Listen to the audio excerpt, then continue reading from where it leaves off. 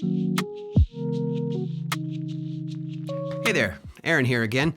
Another productivity rant for you. I just want to talk a little bit about a problem that I had the other day. So, I, for the first time in 4 years, I got COVID toward the late end of March, and that required me to stay in lockdown. I have a very nice, admittedly very privileged situation here where my office is pretty big. It's got a living room kind of area with a couch and a TV. I sometimes play video games, but I don't get to as often as I'd like. And my desk is off to the side. And that has a bathroom connected to it with a full bath that leads into our guest room. It's kind of a Jack and Jill situation. So we were able to kind of like just sequester me away. I got to sleep in a real bed. I got to sit on a real couch and watch TV. And as I was feeling better during the 10 days I was locked up, I got to go over to my desk and I got to work. One of the things about working ahead is that it bought me a little bit more peace about taking some time off, which was fantastic. The moment I tested negative, the first thing I did was text a photo of the test to my wife to let her know, and then we could plan and prepare.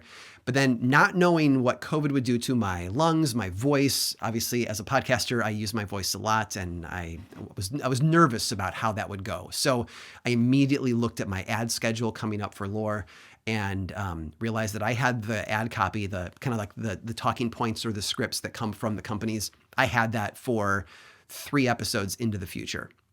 So I quickly built my scripts for those, went in the booth, which is right there. I can reach out and touch it from where I'm sitting. And I recorded all the ads for all those things. Just thinking, what if this is a long COVID issue? What if I lose my voice for a week or two? I don't want to get trapped in this situation where I don't have things ready for the ad companies. And then I don't make revenue, and then I can't pay my staff. It all trickles down. But what makes it really possible is the fact that we write our stories very far out in advance.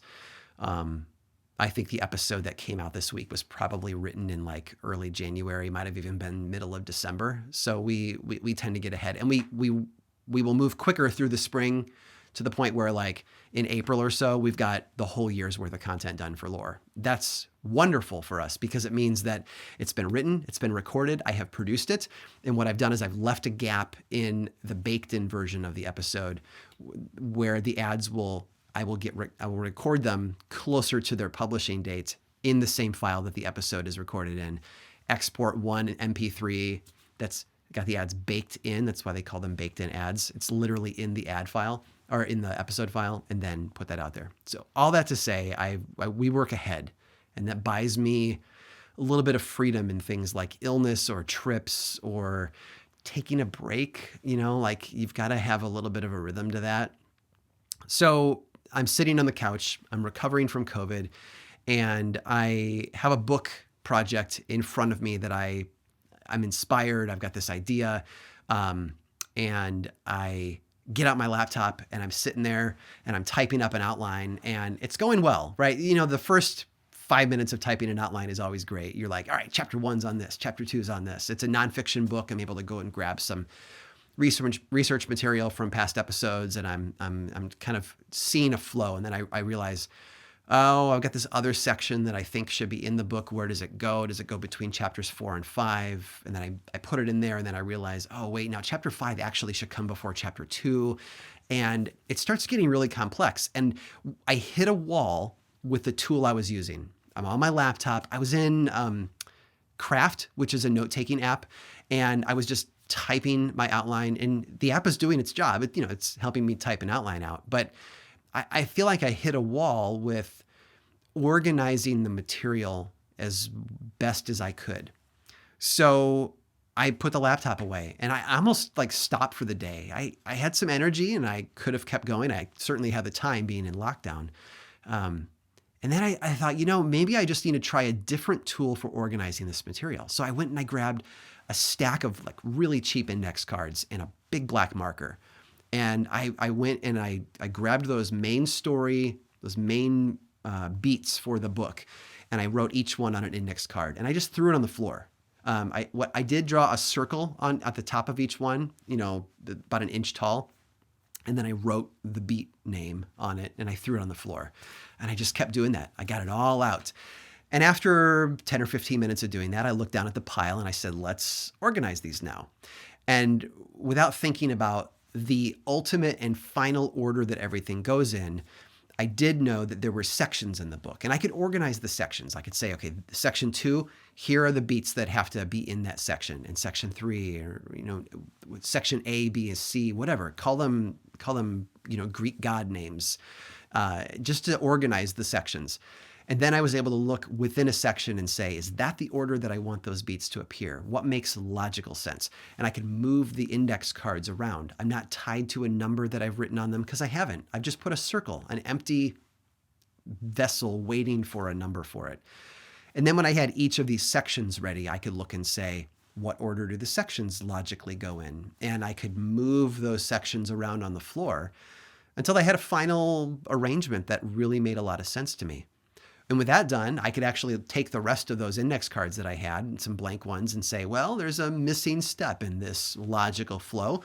Make a new one and insert it into a section. And or here is a card that I can write what I think is like the big idea behind the transition from section A to section B.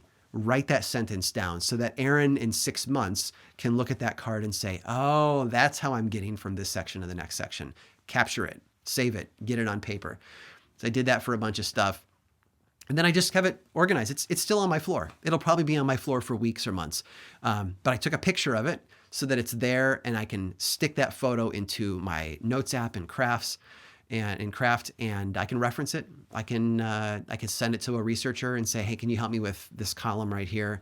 And it's, I guess the lesson here is that sometimes the frustration that you feel, which might make you feel like you need to quit or just stop for the day. And then you come back the next day and you continue to hammer your head at the same wall, thinking that you will somehow get better results this time. I don't know. Like it's okay to say this tool isn't working. What's a different tool I could use right now? It would have been great to have these things digitally in my computer or on my device instantly. But, sometimes when you're organizing massive concepts and you're trying to move things around or plan a project and, you have a lot of moving pieces, it just makes sense to like literally turn them into moving pieces. Write them on cheap index cards. Tear up a piece of printer paper into scraps. Whatever it is, grab sticky notes and put them on the wall so you can move those things around. I know that, years ago when we made a show called Unobscured, which was a podcast that would take like commonly misconceived historical events like the Salem witch trials or Jack the Ripper or Rasputin, and really break them down within their historical context with accurate facts and say, you think you understand this, but you actually don't. And here's what you need to know about it. Not in a condescending way, just in a way of like, let's open this book up and really go deep. We interviewed historians and we scripted this thing over the course of like 12 episodes. But the planning process for that involved a lot of sticky notes on the walls where we said, well, we know we need to get to this point in the story, but to do that, we need to get to this point first. And then, that means that we probably need to cover this before that. And when you're done, you've got a bunch of stuff on the wall that's in, a certain order. So it's okay to invent new processes and use new tools that you're not used to using, if it means that you can organize the big thing better. Now what I have is I have chunks that are in the right order. I can fill those circles in. I'm not ready to do it yet, but I think I will soon. Fill those circles in with numbers that say this is its permanent order in the flow. And then you can work in chunks. You can take that chunk and say, today or this week or this month, I'm only working on this card right here. And visually, physically, and conceptually where it fits into the larger process. So that's my lesson for you today. Just jump in, and if you hit a wall with the tool you're using, switch tools. It's okay. No one's going to like show up at your door and flash a badge at you and send you to jail because you used a different tool. You can do what you want. Hack this thing together. You can use your kids' markers or crayons. You can use Legos. You can use whatever embarrassing little element it takes to help you get the thing done or to get it organized or to get it ready for the next step. But that's it. that's your, guilt-free encouragement this time around to just try tools, throw away the one that's not working, or set it aside and try something different. And I think it'll work out for you. So there you go.